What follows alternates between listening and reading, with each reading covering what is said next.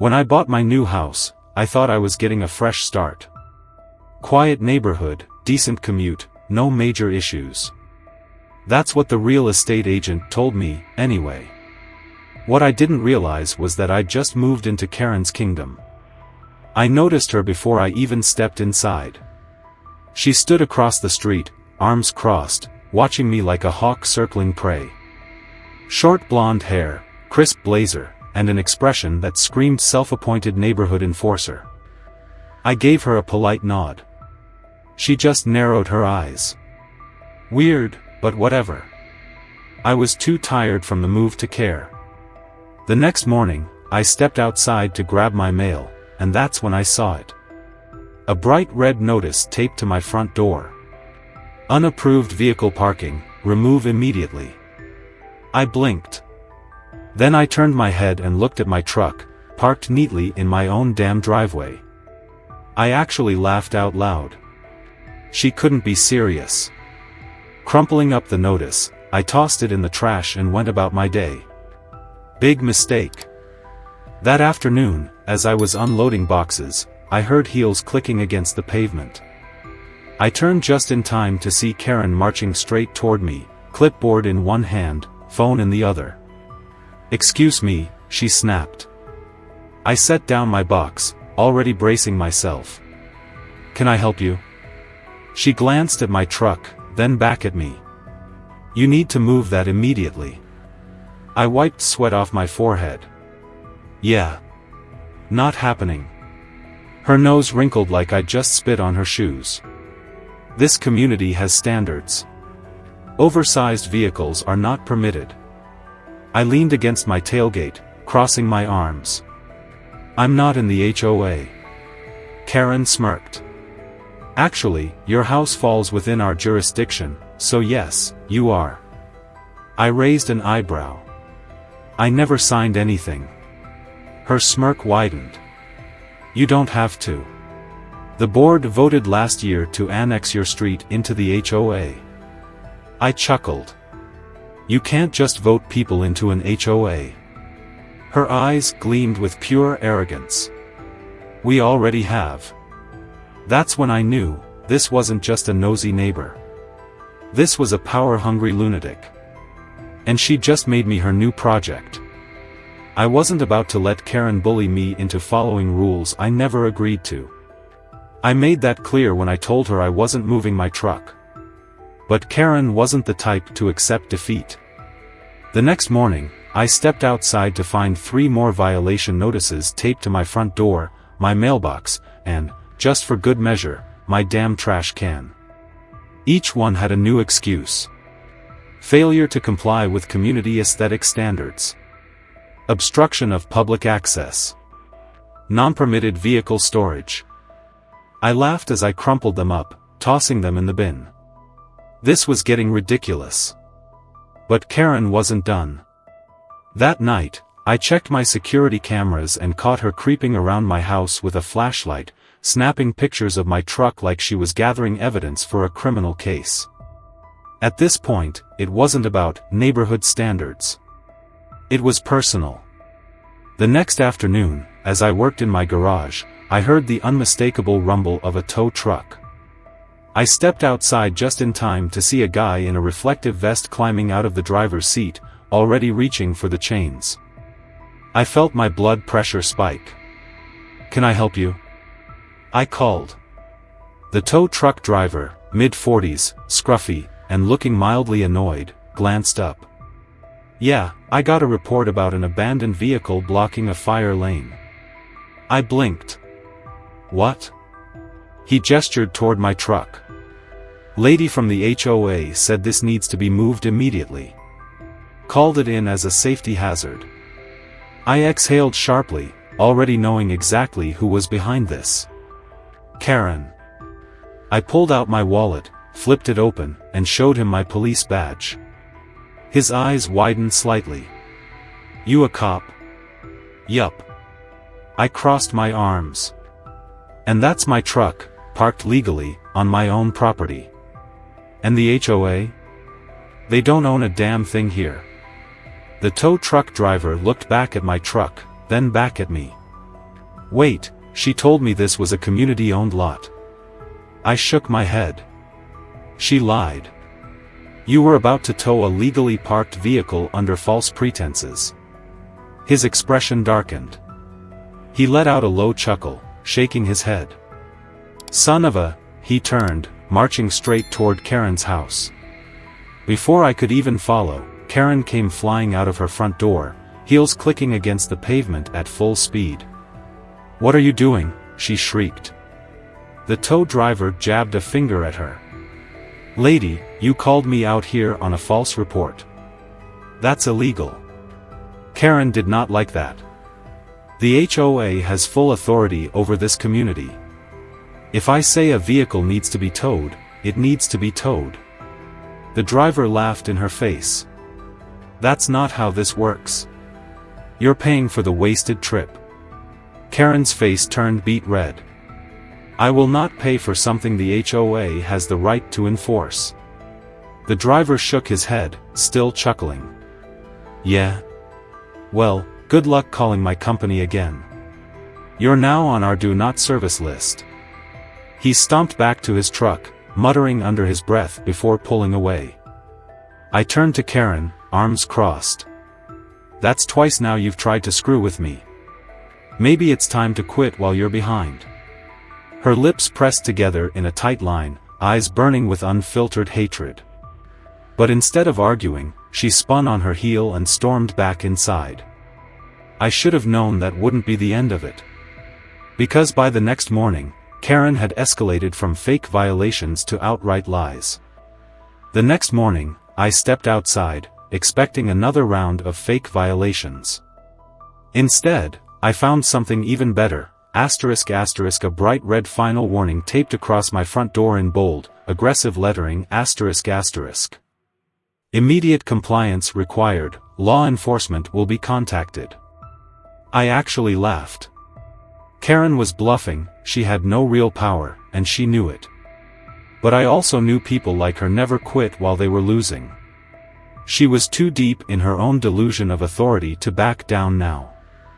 I ripped the notice off and tossed it aside, shaking my head. That's when I heard her voice. You think this is funny? I turned, and there she was, standing on the sidewalk, arms crossed so tightly it looked like she was physically holding herself together out of sheer spite. I think it's hilarious, I replied, not bothering to hide my smirk. Her lips pursed. You have ignored every notice, disrespected the rules, and made a mockery of this community. I folded my arms. Karen, I'm not in your HOA. That smug little smile crept back onto her face. Not according to our records. I let out a slow exhale, willing myself to stay calm. You don't have any authority here. You can't find me, you can't tow my truck, and you sure as hell can't tell me what to do on my own property. So unless you have something useful to say, we're done here. I turned to walk back inside. Then I heard the words that would change everything. I'm calling the police. I stopped mid-step and turned back around. Karen was already pulling out her phone, jabbing the screen like she was trying to break it. She looked up at me with pure, gleeful triumph. Let's see if you're still so smug when they drag you off my property. I blinked. ***, your ***, property? She nodded, her confidence swelling. The HOA owns all communal spaces, including your driveway. That means I have every right to have you removed. I actually choked on a laugh. Karen, that might be the dumbest thing I've ever heard. But she wasn't listening anymore. She had the phone pressed to her ear, voice dripping with fake distress. Yes, hello? I need an officer immediately. There's a dangerous man on my property, he's refusing to leave, and I feel threatened. I stared at her, fascinated. She was really committing to the performance, pacing, waving her arms, even throwing in a shaky breath for effect. And honestly, if I didn't know better, I'd almost believe her. But I did know better. Because what Karen didn't know was that while she was busy fabricating a completely fake police report, she had just called the cops on a cop. And the officer responding? He wasn't just going to recognize me. He was about to give Karen a reality check she would never forget. 15 minutes later, I heard it, the distant sound of police sirens. Karen stood at the edge of my driveway, arms crossed, smug as ever. She rocked on her heels, watching the street like a kid waiting for the ice cream truck. She had no idea what was coming. A black and white cruiser pulled up, and the second the door swung open, I recognized the guy stepping out. Officer Ryan Brooks. One of my old academy buddies. Ryan took one look at me, then at Karen, then back at me, his face filled with amusement and confusion. Karen, on the other hand, lit up like it was Christmas morning. She hurried over to him, practically bouncing on her toes. "Officer. Thank God you're here," she gasped, dramatically clutching her chest like she was about to faint. "This man," she whirled around, pointing at me like I was a wanted criminal, "is trespassing on HOA property. He's refused multiple removal notices, and when I asked him to leave, he got aggressive. I feared for my safety." Ryan's eyes flicked to me, and I saw the tiniest twitch of a smirk. He already knew something wasn't adding up. I folded my arms. "Ryan, you want to tell her, or should I?" Karen blinked, her confidence faltering for the first time. "Tell me what?" Ryan let out a deep sigh, turning to face her. "Ma'am, he's not trespassing." Karen let out a high-pitched scoff. "What? Of course he is.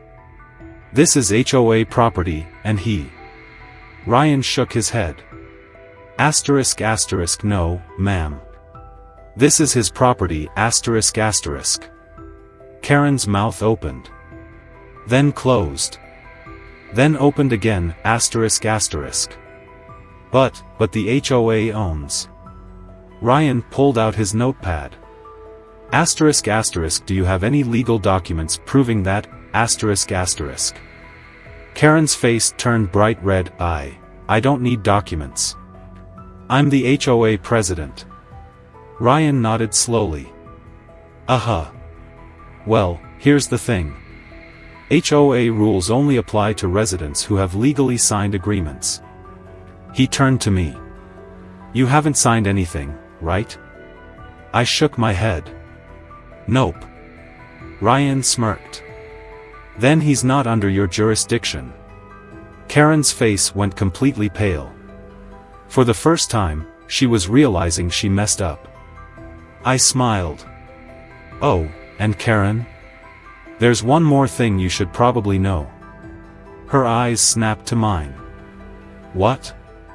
I reached into my back pocket, pulled out my badge, and flipped it open. I'm a police officer. Karen's mouth actually dropped open.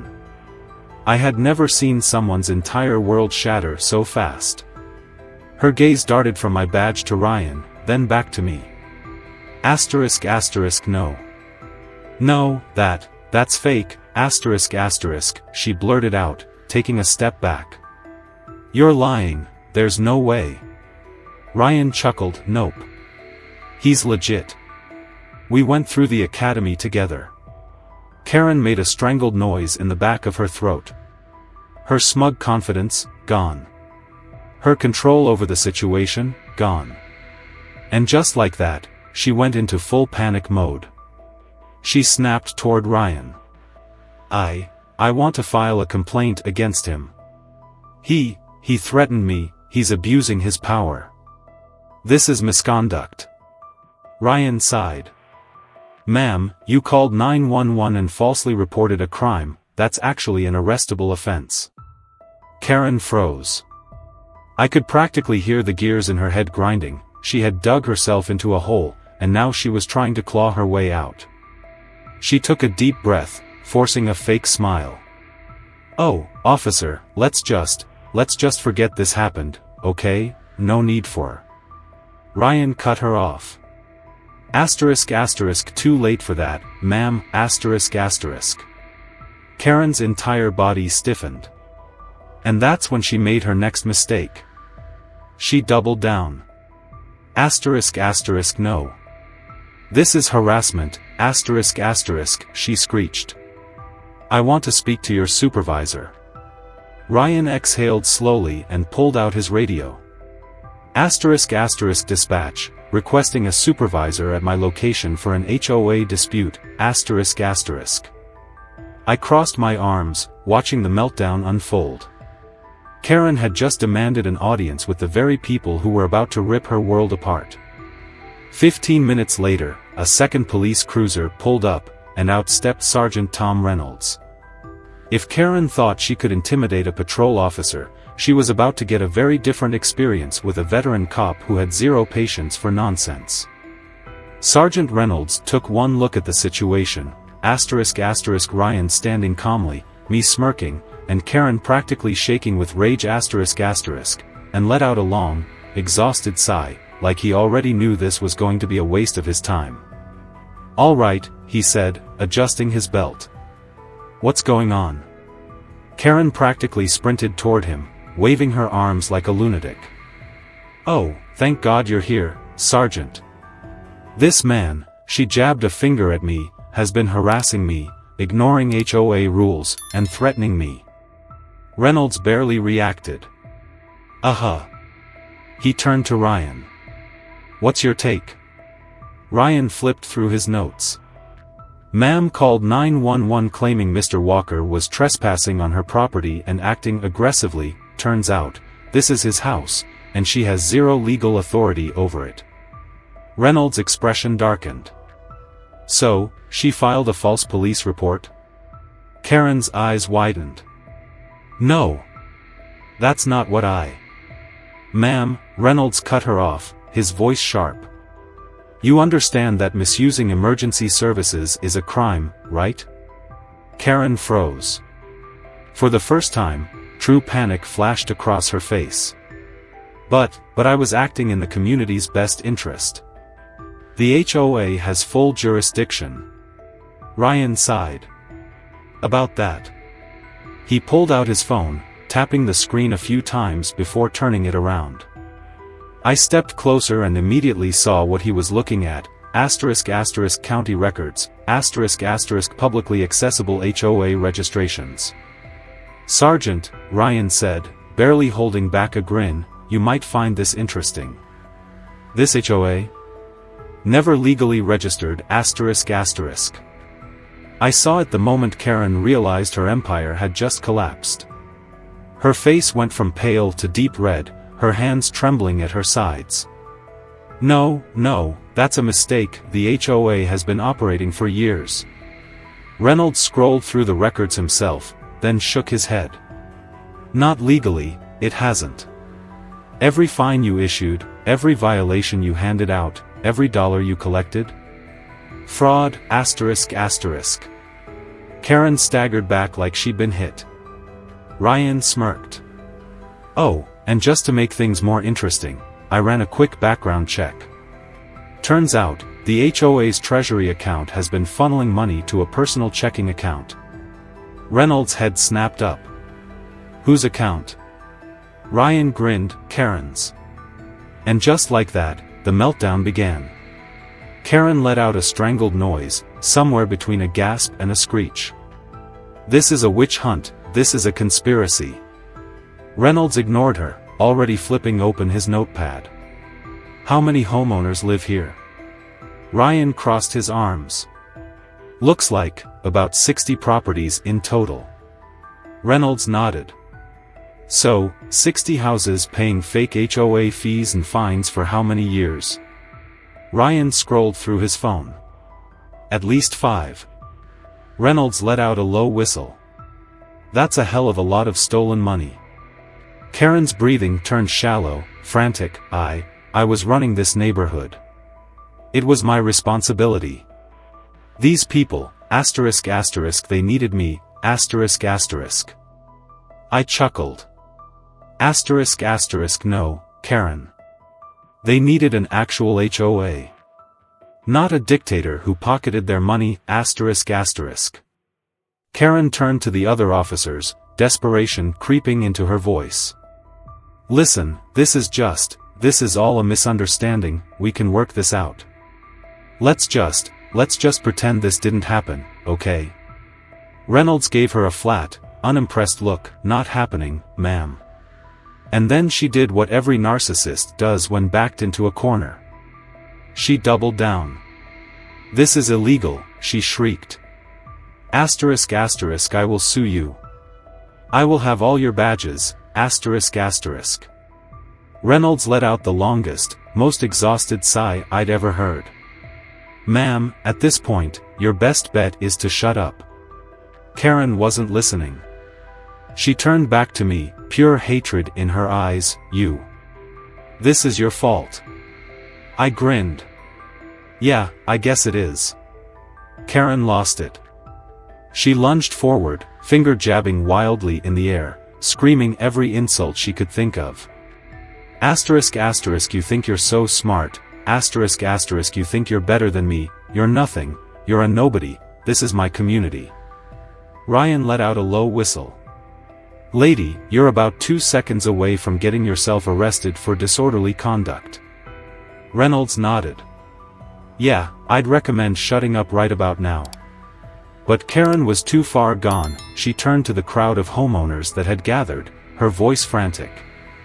Asterisk asterisk, "You need me, asterisk asterisk, without me, this neighborhood will fall apart." Nobody said a word. Reynolds adjusted his belt and gestured toward Ryan. "All right, I've had enough. Cuff her." And that was it. Karen went still. Her mouth opened. Then closed. Then opened again. "No, no, you can't, I'm the HOA president." Ryan smirked. Asterisk asterisk, "Not anymore, you're not, asterisk asterisk." Karen tried to run. It was the slowest, most pathetic escape attempt I had ever seen. She got about 5 steps before Ryan grabbed her arm and gently pulled her back. She collapsed onto the ground in full meltdown mode. "I'm being assaulted, I'm being attacked, help. Someone help me." Ryan looked at Reynolds. "I swear, every HOA Karen pulls the same moves." Reynolds nodded. "Yep." Within seconds, her wrists were cuffed. "Karen Whitmore, you are under arrest for filing a false police report, harassment, and fraudulent financial activity related to the HOA." Karen screamed. "No. This isn't happening, I'll sue you, I'll have your badges. I'll." Reynolds clicked his radio. Asterisk asterisk, "Dispatch, we have one in custody, requesting transport, asterisk asterisk." And just like that, it was over. Karen sat on the pavement, wrists cuffed, breathing hard like she had just run a marathon. The smugness, gone. The arrogance, gone. The phony authority, gone. All that was left was a woman who had finally lost control. And the best part? She wasn't the only one who was about to face the consequences. Karen's arrest sent a shockwave through the neighborhood. For years, she had ruled over homeowners with an iron fist, treating them like her personal subjects. Now, she was sitting in the back of a police cruiser, wrists cuffed, her phony authority crumbling around her. But Karen wasn't the only problem, because if she had been running a fake HOA, that meant the entire board had been in on it. Sergeant Reynolds wasted no time. With Ryan's help, he started gathering homeowners to explain exactly what had happened. As soon as the words, "never legally registered," left his mouth, the crowd erupted.